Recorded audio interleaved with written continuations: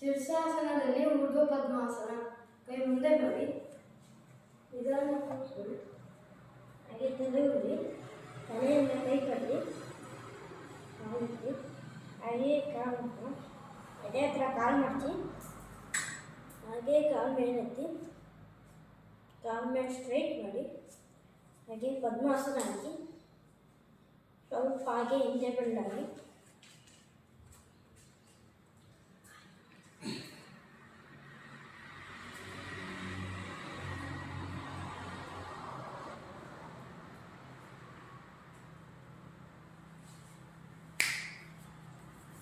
ಹಾಗೆ ಬೆನ್ನೇರ ಮಾಡಿ, ಕಾಲು ಮೇಲೆ ಸ್ಟ್ರೈಟ್ ಮಾಡಿ, ಕಾಲು ಮಡಚಿ, ಹಾಗೆ ಎದೆ Threads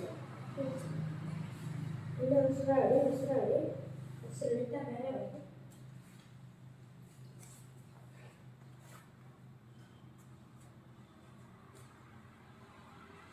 Please subscribe our channel POS.